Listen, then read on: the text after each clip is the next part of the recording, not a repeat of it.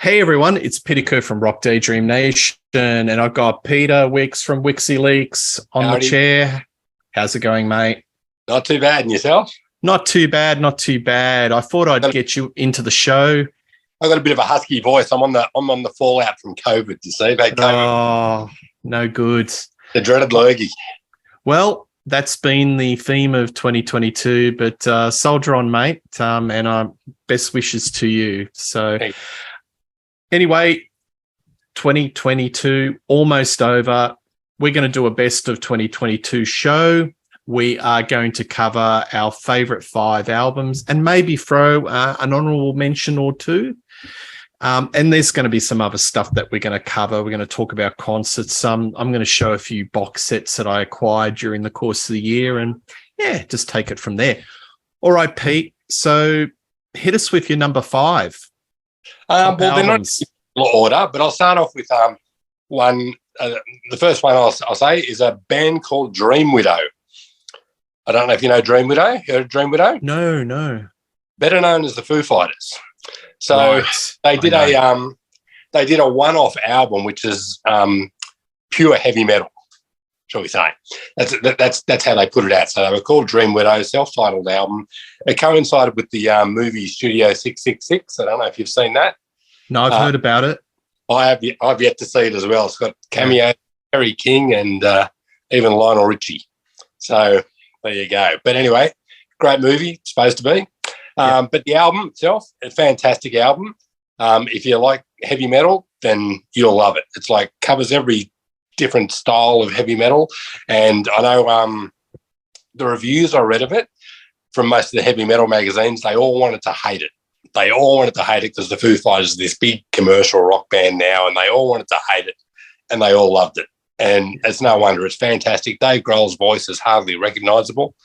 It's in a couple of songs you can hear it's him, but fantastic. And Taylor Hawkins' drumming as RIP, as ever, is always fantastic. It's just great. It's a fantastic album. Best songs, Encino, first track. Which is just absolutely blinding, full speed, bang, thrash metal. Then Cold, which is slowed down and has a more grungy type feel. And Come All Ye Unfaithful, which just has a pretty blunt heavy metal title for a song, I would say. But, fantastic album. No matter what your thoughts on the Foo Fighters as being commercial rock gods, if you're a heavy metal fan, you'll love it. So I'll check that out. I actually love it when Dave Grohl puts his heavy metal cap on. I.e. Probot, when he got all these various, it was like a dream project, and he got all these various heavy metal singers that he looked up to, like King Diamond, Motorhead, et cetera, et cetera. I love it when he does the metal. And Lemmy fan from way back, it's that's where his roots are. Yeah, he's the real deal. He's got his heart in the heavy metal camp. He loves a lot of metal. It's just that the Foo Fighters from time to time sort of veer into the more commercial rock. And sometimes I think he's got a heavy metal heart, and it's just waiting to get out. There's a bit of a tall poppy syndrome with them, like their Foo Fighters' music's great.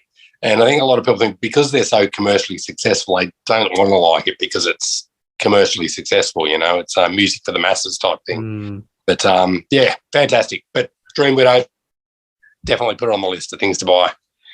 Good stuff, Pete. Good stuff. Well, that's a good little compliment to my number 5.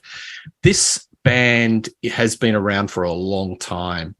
And in February, they put out their 19th album. They are a stalwart of heavy metal. They're from Germany, and I think their first album came out in maybe 72, Lonesome Crow. But they came out with this stonker of an album, and I'm talking about rock believer, the Scorpions. This, Pete, is a return to form, and I know you in the day were a big fan of the Scorpions around the Blackout era. Yep. This is a return to that sound. So all that Wings of Change, all the power ballads, forget about it. This is just pure balls out rock. They've got Mickey D from King Diamond on the stool. He plays the storm. And to be quite frank, Matthias Jabs and, Rudolf Schenker are just out of this world. They're playing. They are on fire. It's got hooks galore. It's one of those albums that's like lots of anthems, fists in the air. A lot of the music and the themes sound like, it could have been done around that Blackout era. So, it's a great album. The highlight tracks are probably Gas in the Tank, Roots in My Boots. It's just, a stonker of an album, and that's my pick. Rock Believer. They tour last year? They were due to tour with Def Leppard, and then that got cancelled because I think Claus or something had something wrong with his throat, and then they were coming back out. I don't know if they ever toured. The whole COVID thing got a bit. Oh, gee. Klaus got sick. Supporting Def Leppard, but they did come out and do a double bill with Whitesnake about 3 years ago. But Klaus had an operation. I think he had to get his appendix out. So he has a lot of bad luck. But looking forward to him coming back to Australia again. God, yeah, excellent. Oh well, I'll have to check that one out. I didn't even know that had come out. So excellent. Yeah, absolutely. There you go. All right. Well, my next one is called Extreme Witchcraft, and it's by a band called the Eels. I don't know if you know the Eels. Yes, I do. I've been a fan of theirs from day one. This is their 14th studio album, I believe, and it's anything he does is just fantastic. I mean, the guy's just a hugely gifted songwriter. Some of the songs are upbeat and as you'd expect from him. Some of them are quite downbeat. He's just prolific songwriter, and he can just knock out a tune pretty good. So best songs are What It Isn't, and which is pretty I don't know what the word, like schizophrenic, if you like. It's sort of like goes mellow, and then for the chorus, if you'd call it a chorus, it just goes big and in your face. And it's about the old saying, it is what it is, and which is something one of my friends always says to me whenever I say that a lot, and I always say, it is what it is, and she'll say to me, well, you always say that. Well, anyway, this song's about that, and it's like make it what it isn't. So anyway, that's one of the best tracks, and Better Living Through Desperation is my other chosen track off that.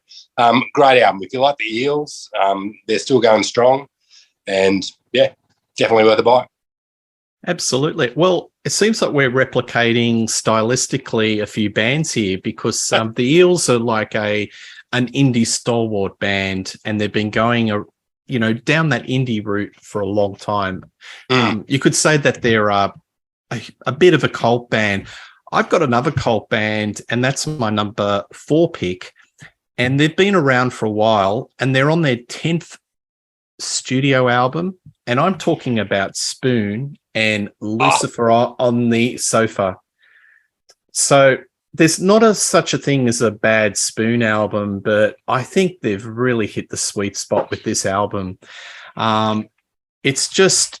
It sounds fresh. It sounds crisp and alive. It's got lots of attitude and energy, but it's still got that Spoon sound of instrumentation is spatial. You can hear space between the instruments, and there's restraint. But somebody described this band as they've got this knack of sounding different, but at the same time, they're always the same. Yes. It's Spoon, but each album is different. Yeah. And there's very few bands that can do that. There are some bands that do the same again and again, but Spoon, to do something that they sound different, but it's Spoon and it's always the same, it's a unique quality. And I think like in America, they get top 10 albums. So they're they've got to be one of the biggest cult bands in the world. And no one knows that here. Yeah. Like people will hear their songs and go, "Oh, yeah, I think I've heard that before," and they've usually heard it in a TV show or a movie or something. Yeah. But, yeah. I think what lifts this album is they had 3 producers. They had Mark Rankin, who has done Adele, Queens of the Stone Age, and Iggy Pop. You also had David Friedman, I think that's how you pronounce his name, who's done Mercury, Rev, and Flaming Lips. And you also had Justin Raisin, who's done David Bowie and Kim Gordon, to name but a few. It was recorded during lockdown, but it's got a very crisp, well-produced sound. It's just power. It's got a lot of energy, but it's still within that Spoon world. And I love Britt Daniel. I love his laconic type vocal delivery, and I love his songwriting. And I've always said it, I always think there are a couple of degrees of separation between the Beatles and Spoon. This album goes in a little bit of a Stonesy direction. There's a little bit of blues thrown in. Do yourself a favor, folks. You've got to get it. And I think this might be Spoon's best album. So there you go. I got it on the old orange vinyl. And another thing is, don't fall asleep when the needle goes in the inner groove, because it on the inner groove, it's got a note. It's like, might wake up the neighbours. Oh, well, there's a tip. Well, I'm a little bit peeved about that, actually, because that was actually my number 1 album for the year. There you go. You've beaten me to the punch. So sorry, mate. That's all right. But still talk about it. Well, so what are your favourite tracks? Mine on that album, so we're going to talk about The Hardest Cut. Love Feels All Right. Feels All Right's got a bit of groove. Yep. Devil and Mr. Jones. Yeah. My Babe. Yeah. Excellent. Just every track on it's brilliant. Like Spoon can do no wrong in my books. And they'll hopefully be touring soon. I hope so. So. They usually tour every album out here. Well, they have in recent years. So I'm touching wood that they come out, and they're great because you see them in a small venue. Yeah, they played the medium-sized venue. There'd be about 500 to 1,000 capacity. Compared to the small theatre. But in America, they've got a bit of a following. They have had a run of top 10 hits.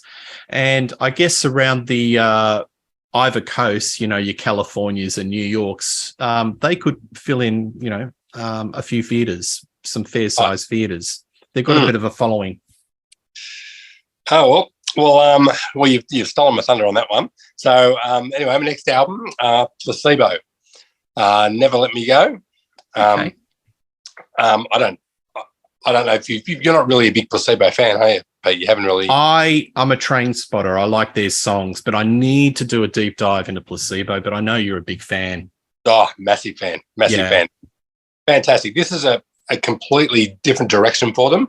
So if you're used to the Placebo of old, be prepared for a bit of a surprise. It's a far more. It's far less rocky sound, but it's still very distinctly Placebo. Brian's vocals they're always Brian's vocals. That's what distinguishes them from everybody else, really. And it's just for just a ballsy album, It's just it's such a break in direction, different direction for them. It's at a time they've been around for quite a while, and they seem to be able to churn out like good hard rock albums time after time that all sound different, but all sound distinctly Placebo. And this is like I said, completely different direction, and it still ticks all the boxes. So fantastic album.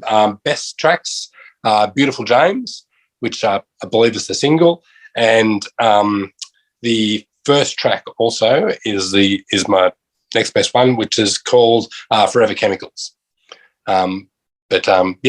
Fantastic album. So if you're a Placebo fan, get it. If you're not a Placebo fan, get it anyway, because it's bloody awesome. So question for you. I don't know if you know or not. Are they still on a major label, or are they gone into are they on an indie label? I don't know, to be honest.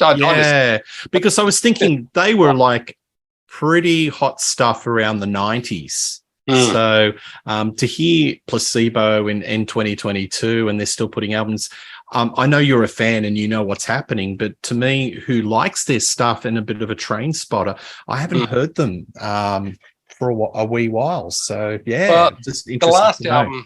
The last album they had before this one, Loud Like Love, the song Loud Like Love was a huge hit.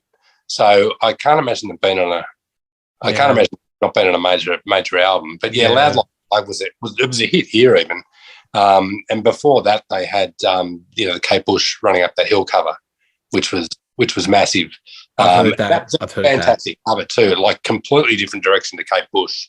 Right. And anybody who watches Stranger Things has probably heard that song and charted again. And boy, have Kate Bush's stocks gone up this year. She's like hot stuff again. It's great. Indeed. Like that through that show. Yeah.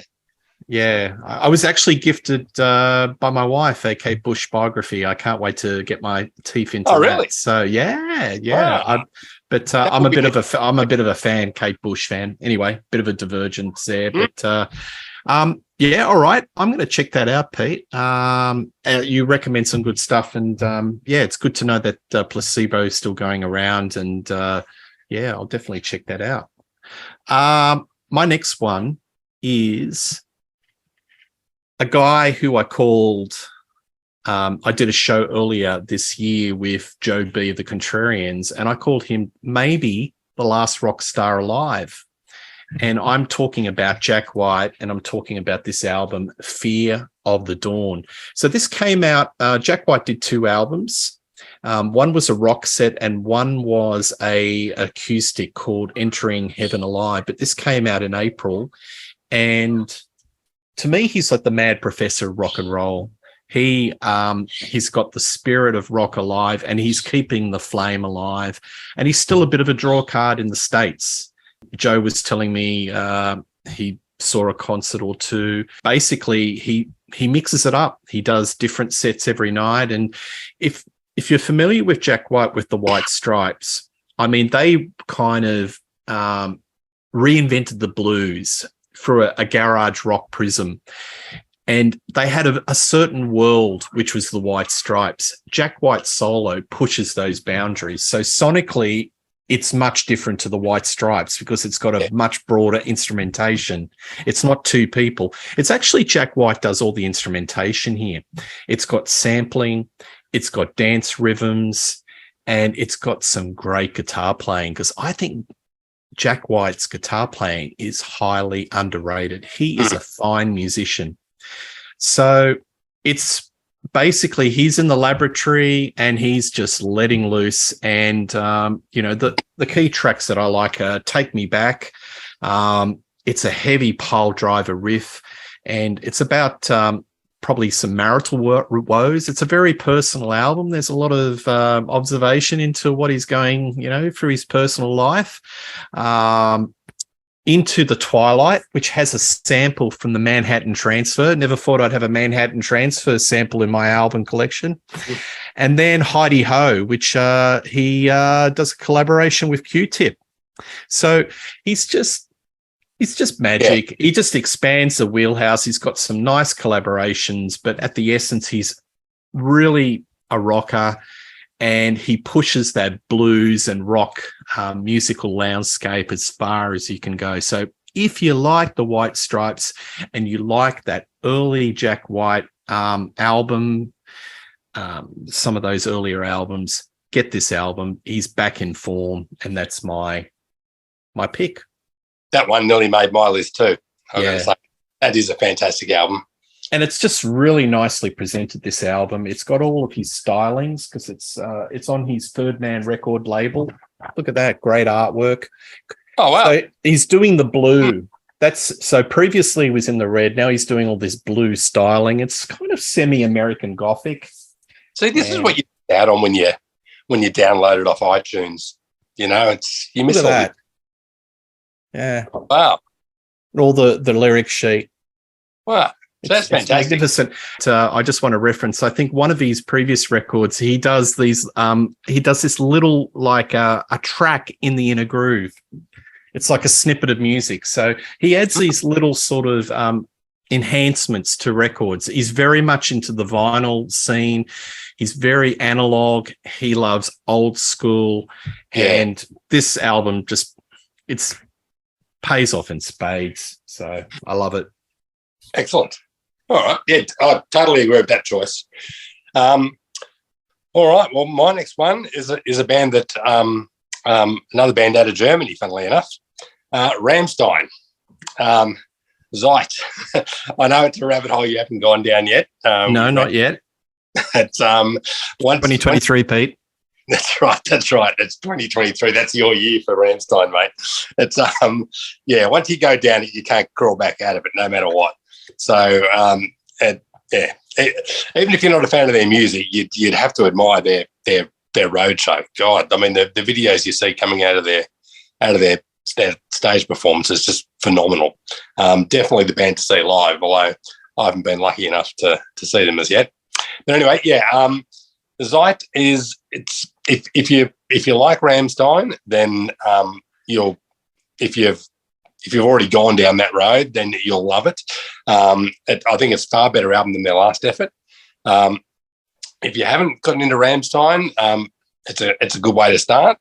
They just I don't know. They just seem to crunch out riffs that just I don't know. They're one of those bands that you feel like you've heard it before, but it's still fresh and still new. It's just it's not a style that's new or anything like that. They just have this the production and just the sound is just phenomenal. It's distinctly Rammstein, even though might have heard similar before from like the likes of Rob Zombie or Ministry or something like that. But these guys just make it sound fresh every time. And Lindemann's vocals, Jesus, like Till Lindemann, he's the front man of the decade or the last couple of decades. Like the guy's just magnetic. He's got this awesome voice. But and their film clips aren't too bad either. So check out their film clips. But the songs for me are Angst, which is one of the singles, Zigzag, and Dicky Titten, which is a homage to big breasts. Well, has become blatantly obvious. Yeah. 20, You're lost for words now, Pete. Yeah, I'm lost for words. 2023, Pete. It is 2023. I will get in the Rammstein wheelhouse, and I promise you, we'll do a show, and I'll come back to you. I mean, about Rammstein, but their sense of humour is just their sense of humour is just funny. Like these guys don't mind taking the mickey out of themselves, and and they're just like I saw a post from Scott Ian from Anthrax not that long ago, and he was at one of their shows, and he was just saying they are the best live band ever. And that's pretty big kudos coming from Scott Ian. Like that guy's lit. And if anyone knows a riff, yeah, well, he certainly knows his way a riffer too. No, that's a good pick. All right, my number 2 is a band that had a huge lot of hype. This album came out in April. It went to number 1 in Australia, number 1 in the UK. It even did a credible number 14 in the US charts. It's a duo from England. This is their debut called Wet Leg. Have you heard of them? No, I haven't. No. Right. So this band, I would describe it as it's a combination of all different types of musical genres. It's got a bit of post-punk. It's a bit of Britpop. Their lyrics are very observational. They're kind of slacker lyrics, but very funny. I would describe this album as cool. It's very knowing. It's basically about just young people and their lives today. Maybe it's hedonistic. Maybe there's a song about being in a party and not being terribly excited about it. Boredom, looking for frills, looking for action. Musically, it reminds me of a band called La Tiger, and it's not too far away from the wheelhouse of one of your favorite bands, L7. So they were very influenced in grunge and that 90s indie rock. There's a little bit of PJ Harvey. There's a bit of everything, but the songs are so damn hooky. And the lyrics are quite funny. If you read them at face value, you may go, "Oh, okay," but when it merges with the music, it's quite interesting. "Oh no, I want to go home. All alone. I check my phone. Oh no, oh my God, life is hard. Credit card. Oh no, you're so woke. Diet Coke. I feel gross." It's language that you can imagine young girls are talking about, and it's just very now, but when you hear it with the music, it's kind of funny, knowing and cool. It's one of those bands that there's a lot of hype and they're the real deal. So let's see if they get to the sophomore and they do a second album. But I think you'd really like this band. But the lyrics, I would describe it as cool, but it's very slacker. It's like that slacker generation. So bit like the Arctic Monkeys' first album. Yes. That's kind of like a cool, uber cool, and of its time. It's of its time. Yeah. This is so 2022. It's just, and they played in a pub in Sydney. So I think one of their gigs got cancelled, or there was some sort of I don't know, some issues, some logistical issues. But my mate saw them at the Lansdowne Hotel. Nice. Yes. So this is a number one band in the UK, US, and they're playing the Lansdowne Hotel. So that was the hottest ticket in town. Disappointing. I didn't get there, but anyway.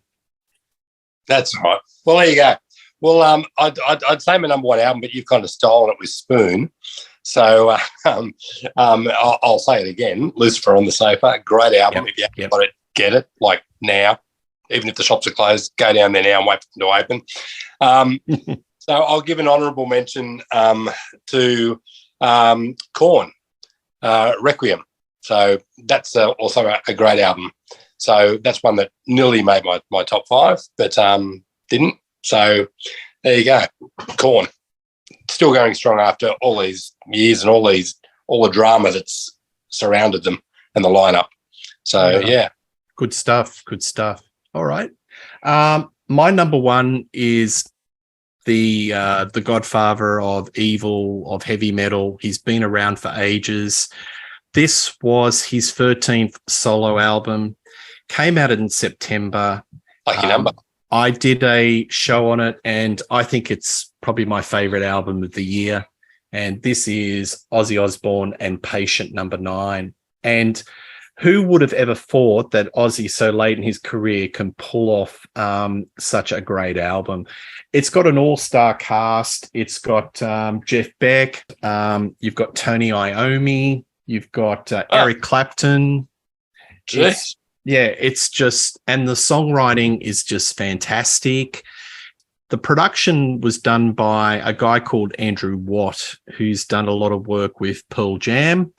And it's sort of got that very 70s classic rock. So if you're expecting this album to sound like Bark at the Moon, all those early Randy Rhoads albums, you'll be disappointed. This is where Ozzy's headspace is, and he wants to make an album that's like classic 70s rock. Right. So it's got a little bit of, there's a little bit of Beatles, a little bit of ELO. What? Yeah, it's got everything in it. And I'll just repeat that Tony Iommi plays on 2 tracks, and one of them is called Degradation Rules, and it's got the most wicked, deep, dark riff. Brings me back to Sabotage. It's wow. I tell you what, Iommi, he can still pull out the riffs, but all across the park, it is a really good album. And I think it's his farewell album, because a lot of the lyrics are looking at his life as he is, looking, where am I going to go, talking about his mortality. It's sort of like the way I related it on my show, I did a show on this, was it's sort of like maybe his Black Star. Who knows? It sounds like a farewell album, but it's a lot deeper than your run-of-the-mill hard rock album. It's got depth, and that's my album of the year. I've been kind of scared to check it out because I loved Ozzy way back in the day, and but I'll definitely check it out. It's yeah. I mean, it was fantastic to see them do the closing ceremony at the Olympics.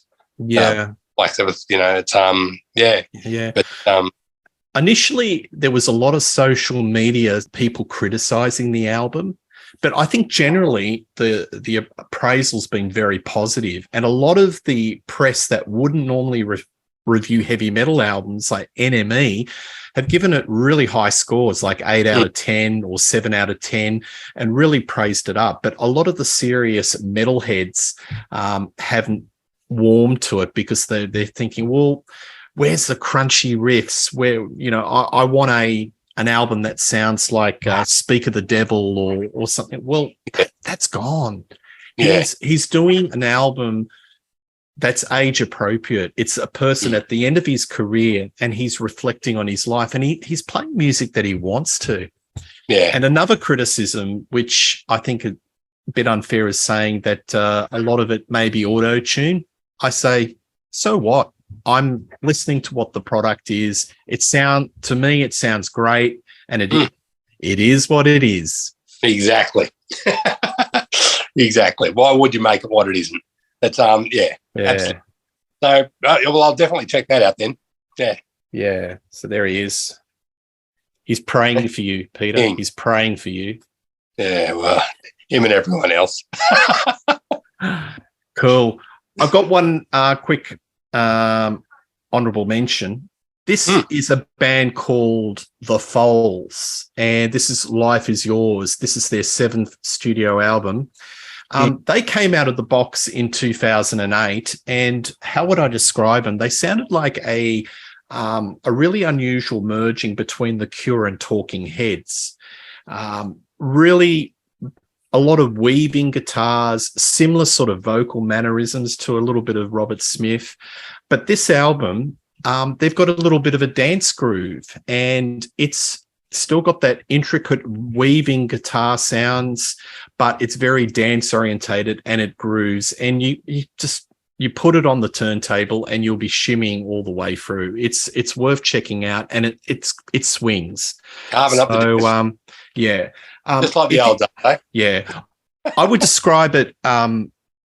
Remember David Byrne, how he likes a lot of that world music, and he likes trying different rhythms like Talking Heads. If you like Talking Heads, you would like this album. So, yeah, Life Is Yours. It's the latest album by The Foals, and that's probably my honourable mention. Yeah. Excellent.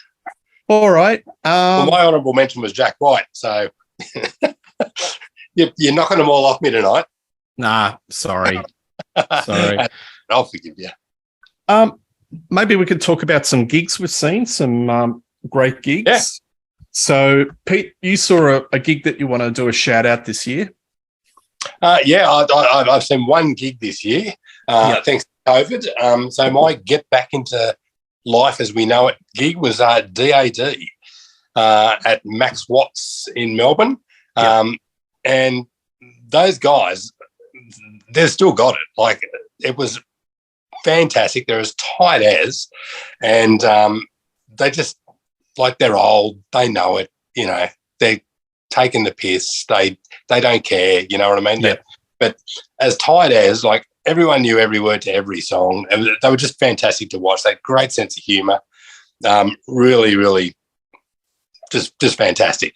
And it's funny how they keep referring to the drummer as the new guy, because he is the newest member of the band, and he's been there for 23 years. But he's the new guy. It's just great show. Like, just great rock. It's just, and yeah, really, really enjoyed it. It was a great way to get back into going to gigs again. Some good ones coming up next year, but that was a great way to start. Yeah. No, I like them a lot. I saw them in 1989, the Pilgrim album. What's the album called? If You Believe Pilgrims. Okay. I saw them, and they put an amazing show. They just played at the St. James Tavern, for those who are old enough in Sydney can remember, remember that sort of little bar.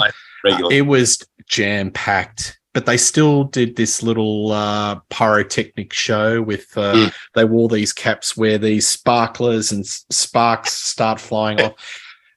They play a very AC/DC chunk chords, Malcolm Young. Some of their songs are really catchy riffs, and I find a really great singer. So it's good to see that. That was almost on my list. I missed it. I had something on that night, but I would have liked to have seen them. Well, that would have been really good. You mentioned the No Fuel Left for the Pilgrims tour.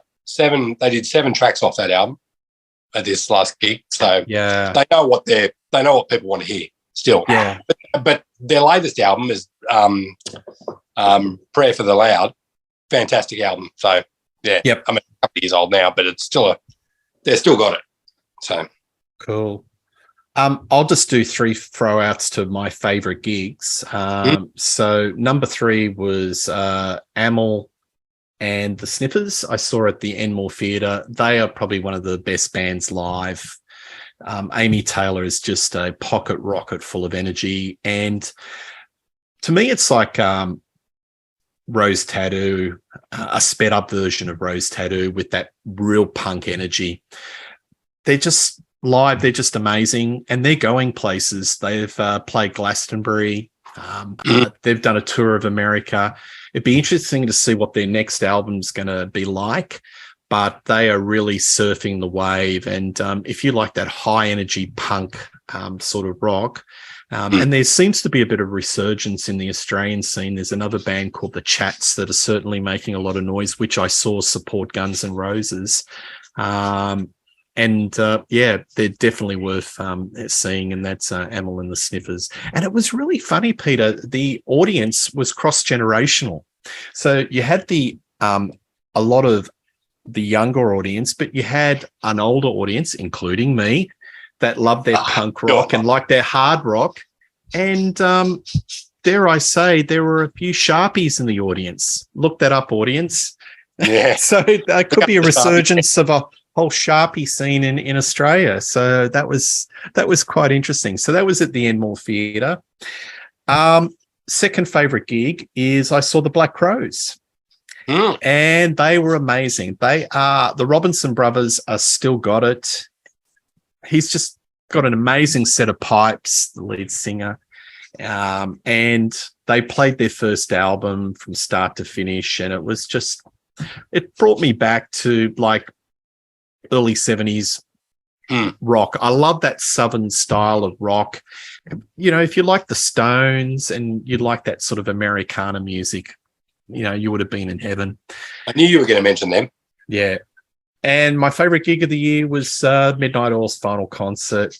3 hours, 45 minutes. I know I've been flapping my gums all year about it. I'm still processing it. They played close to 40 songs, or, maybe I've got the numbers mixed up. But it was just magnificent, just playing, songs for each of their albums. And it could have gone on for an hour more. Big disappointment concert was Guns N' Roses, played at Sydney Stadium. That went for close to 3 hours. It started off with a bang, but then it became a little bit boring and ponderous. But the big talking point, in my circle of friends, was what's happened to Axl's voice. It was like, maybe it's time to hang up the larynx. He couldn't hit the high notes, and he had this really unusual tonality to his falsetto. It sounded really kind of odd and kind of thin. He was definitely showing some wear and tear, and he's lost his vocal register. But it became a little bit boring because a lot of the songs, they were just dragging out into a lot of noodling and solos. Like Knocking on Heaven's Door went for 20 minutes. And my mate and I were just sort of, when you get to a concert, you get felt restless. like you're knocking on heaven's door by the end. Yeah, you get a bit restless in the seat. But it started off good. But one thing positive out of that concert, Slash's guitar playing was amazing.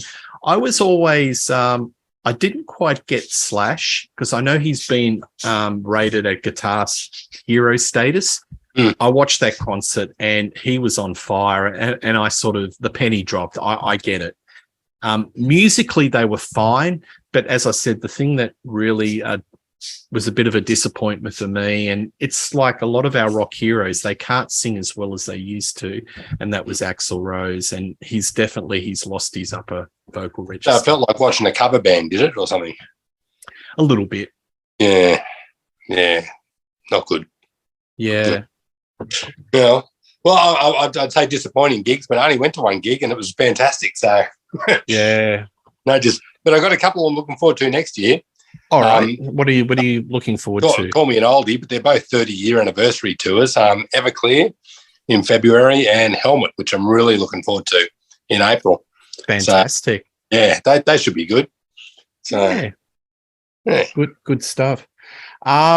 Any sort of songs or albums that disappointed you? I know there's one that I might share with the audience that kind of disappointed me. I mean, I like to have this show on a bit of a high, but I've got to throw this one up, and that was the Red Hot Chili Peppers' Return of the Dream Canteen. So I did this recently on a show with John the Music Nut, and it was produced by Rick Rubin, but it's like 17 songs, and it's kind of boring, and they're really kind of gone beige. So yeah, that when I saw the name Rick Rubin, I thought it was going to be a little bit like Blood Sugar Sex Magic, but it's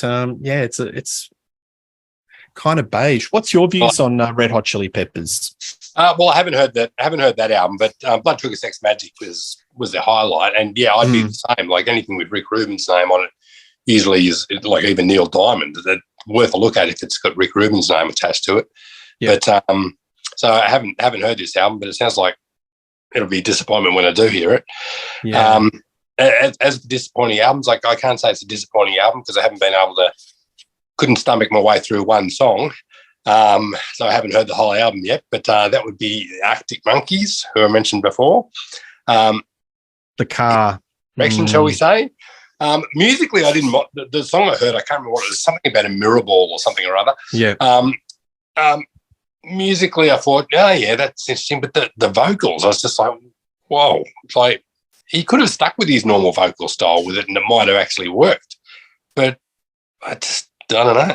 It's just That again, I did that on my show, The Car, and I mean, if that first album is like, to me, Never Mind the Bullocks, full of youthful energy. It's absolutely.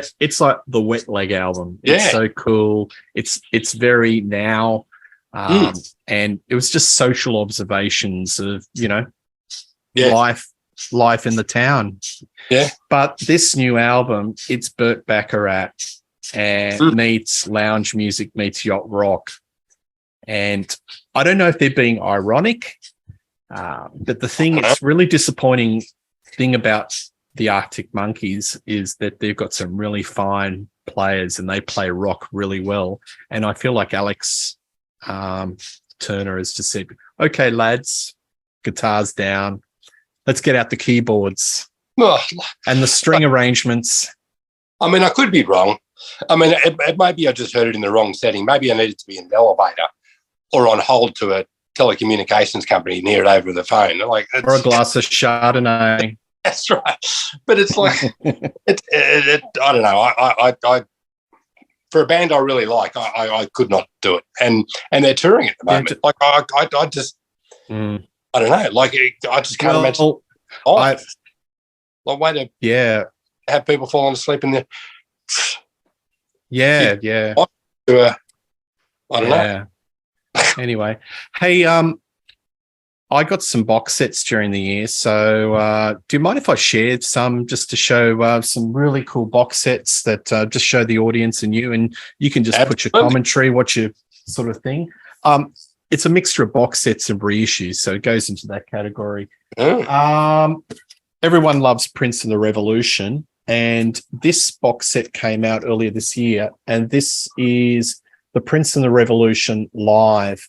So I've always been a great believer that the Revolution were one of the greatest backup bands ever. And I'm talking to you, E Street Band. This is the band for me off the Purple Rain tour. And it's basically I think it's one or two concerts. No, actually one concert. it just covers Prince's career right up to 1984. So, let's go crazy. 1999, Purple Rain, it's everything. So when you say box set, how many albums? 3 albums. 3? Yeah, 3 albums. And there's also a CD set, which I didn't bring, but it's got a nice booklet. There you go. Cool. All the pictures and a little bit of a written essay as well. But Prince, when he died, he was prolific in all the recorded. He was like a workaholic. He would be up at all hours of the night recording, and apparently he's got this mythical vault, which has just got hours and hours of unreleased songs. The rumor is that there's like hundreds of albums. There's like, even alternative versions of the Purple Rain album.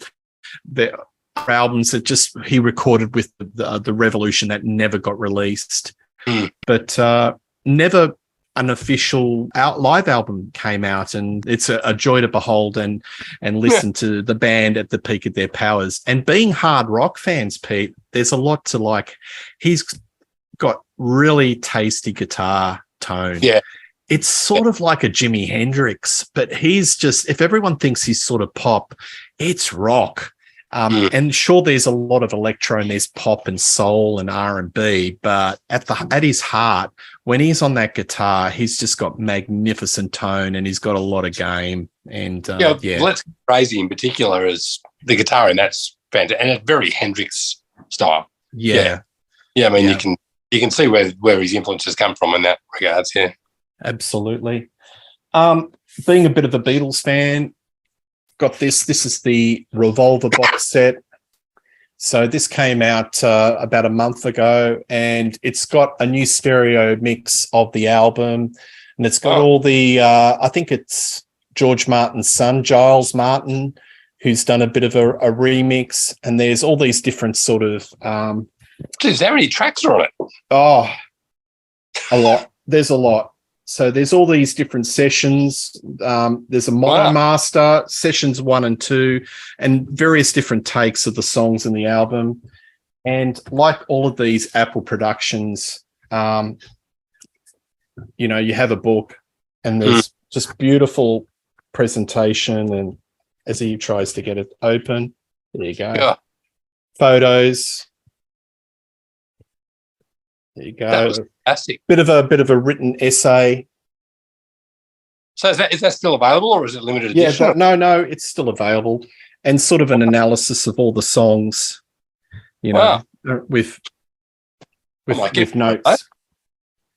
So they're doing an anniversary reissue of all the albums. Last year it was Let It Be.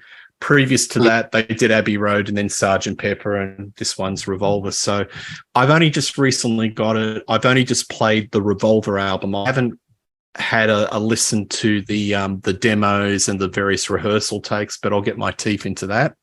Wow. Fantastic. I like Whitesnake, and I like David Coverdale. So this is the greatest hits, but it's been remixed and remastered. So what makes this so good is it removes all those gated drum sounds. So remember a lot of those metal bands in the 80s where the drum sound would sound like a cannon? Yeah. And you listen to it now, it sounds very dated.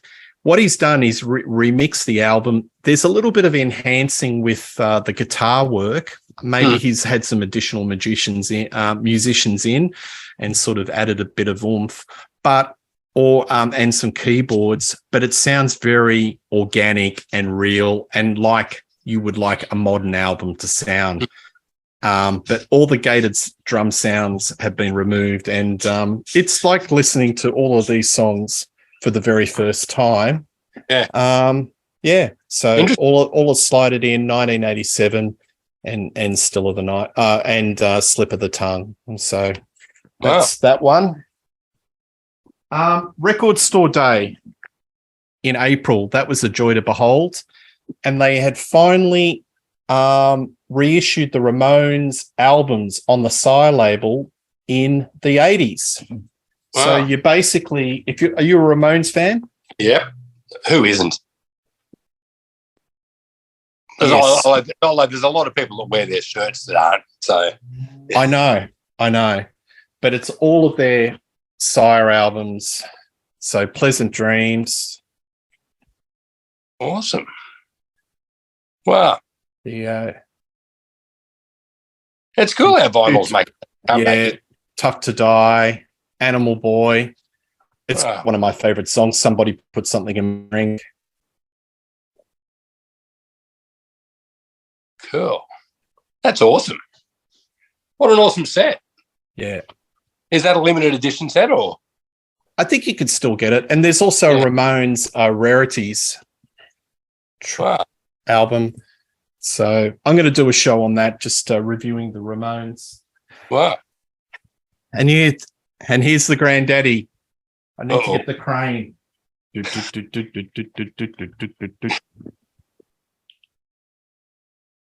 Creatures of the Night box set. Oh, God. It looks like a heavy load.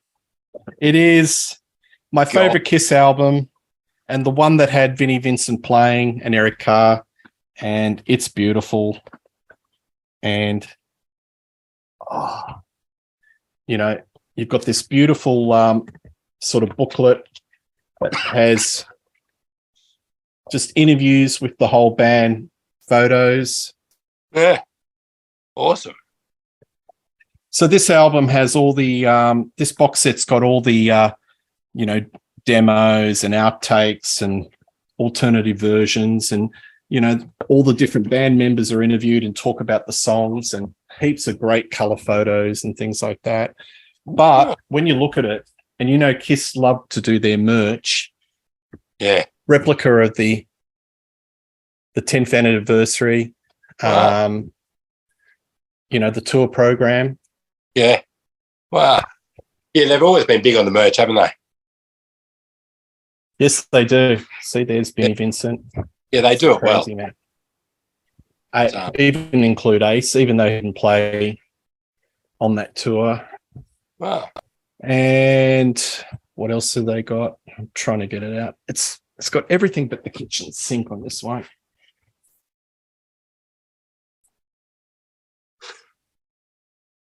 God. So you've got stickers and posters, and it's real bang for your buck.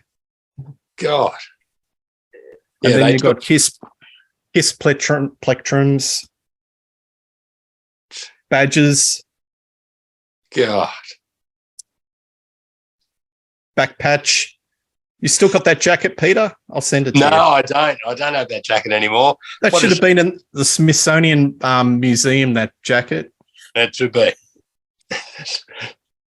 I wonder whatever happened to it. I don't know where it went. It might be in my mum's garage still somewhere. That's a future episode. The garage opens and the smoke comes out, and there's the jacket, and there's this light just beaming on the jacket. Mate, that's iconic. That's like Fonzie's jacket, your jacket. Battle jacket. It probably walked off on its own. Wow. Yeah, so there's the album. And, cool. They've got all these different sort of, live concerts. Again, I haven't only listened to a little bit, so I've got to get my teeth in it. But that's the box set, my favorite box sets for this year. So it's been a good year of reissues. And they have this saying on the Sea of Tranquility and the Contrarians about collecting, and folks, the curse is real. It is. It is a curse, isn't it? Yeah. Once you get into it, It's, What's your favorite show that you've done this year? I've been really glad to have you back on the chat. I haven't seen you for a long time and get you on this channel. What was fun of your favorite chats this year? I can't remember what year. The one we did. We went into Angel Dust with Faith No More and whatnot. That was can't remember what the very best of 1992. 92, yeah. I think that was my favorite. That was a big year, that one. So any reason to talk about Angel Dust is a good reason. It's such a fun. No, that was a good show.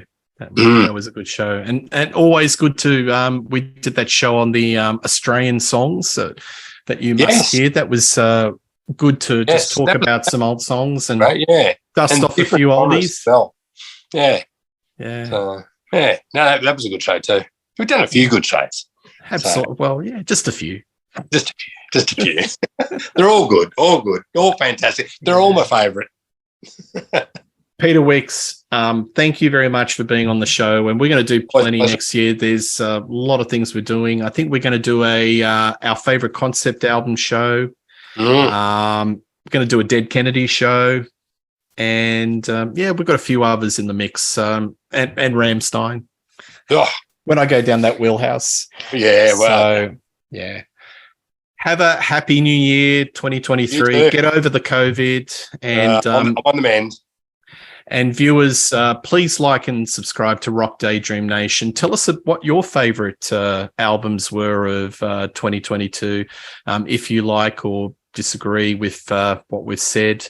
And, we'll catch you next year with much more. All right, cheers. See ya.